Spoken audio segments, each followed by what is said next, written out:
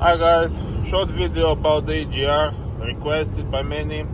I'm gonna make the video in this car. It's my other car, the one I use for work. And this is because this actually has an EGR. It's a new car. It's got 36,000 kilometers. So how the EGR works, it injects in the combustion chamber exhaust gases through a valve controlled by the computer to reduce the nitrous oxide pollution by reducing the temperature in the combustion. So basically, let's say now I'm cruising nicely 2000 RPM, I'm taking my foot off the accelerator, it doesn't need much power, I'm going downhill, so now it injects gases. It burns less hot, and because of that, it's less pollution. Now let's say I suddenly decide I want to pass that Mercedes in front of me, and I'm gonna accelerate it, or start to accelerate it. And as soon as the computer feels that it requires power,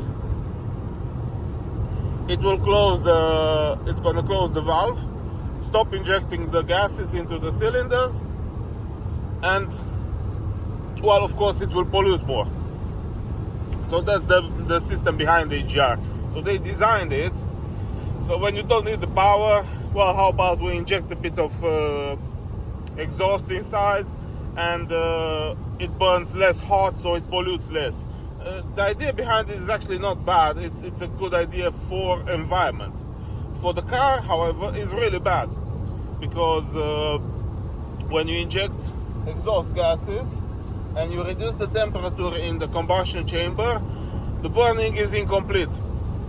So you get residue of fuel, ambient fuel, into the oil, more of it, and also you get more deposits, you get carbon buildup from the exhaust gases, so you destroy the engine a lot faster. Now, if you want to make friends with the environment too, and also not destroy the engine, the only chance you've got is basically to do a lot of oil changes. Like every 5,000 miles you change the oil. You constantly run valve cleaners to your intake. Probably every 10,000 miles you run one of those sprays of valve cleaners, I would say. You clean the EGR, you maintain the system properly. I mean, not the service intervals that they say these days, 25,000 miles or 20,000 miles. That's such a bunch of crap. No, you don't do that. You keep on top of it properly. And then it's no problem to have this system. It will be okay. And if you have a new vehicle like is this one, I just did an oil change on this one. For a new car, I would recommend a flush. I use the Liqui Moly Pro Engine flush. And the reason why I would recommend it on a new car is because if you had it from new, well, there's no sludge buildup, there's no deposits build up in there that would dislodge and block oil passages and block filters and destroy your engine. So for a new car, yes, I will recommend the flushing of the car. It's good. But for a car, let's say you bought this from a lease company second hand, and you got it with 100,000 miles, and you're thinking, oh, it doesn't have that many miles. Well, it does, because in 100,000 miles they changed the oil 4 times. And I had 2 of these before, both of them with turbocharger blown up, because I let those, I didn't want to keep them, so I didn't care. I let those be changed and serviced by them at 25,000 miles. Both of them blew up, less than 3 years old.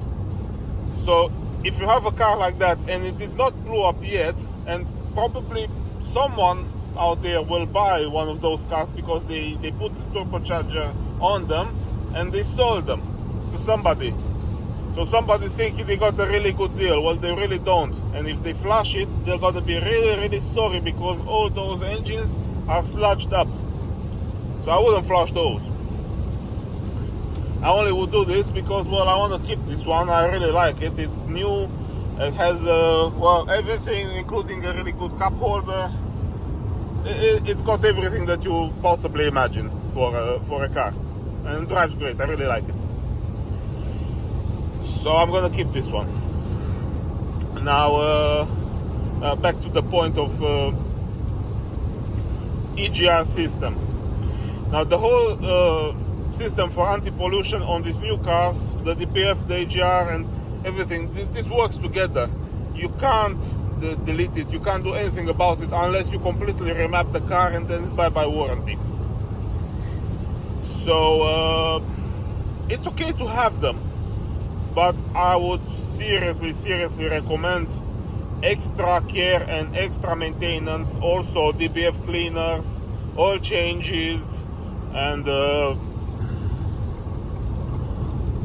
EGR cleaning and manifold cleaning and all of that. Sorry, I'm losing a bit my concentration because it's a bit hard to drive and hold the phone too. I don't have special equipment here, I'm just a guy. And I'm not making commercial to anyone. So yeah. Also, I'm making this to speak the truth about cars and to show people the reality of it, like I made in my first video with the BMW. So I honestly couldn't care less about YouTube paying me money or people subscribing or not. It's up to you, your decision. I'm not making this for the benefits. I'm just making this so people see what's the reality.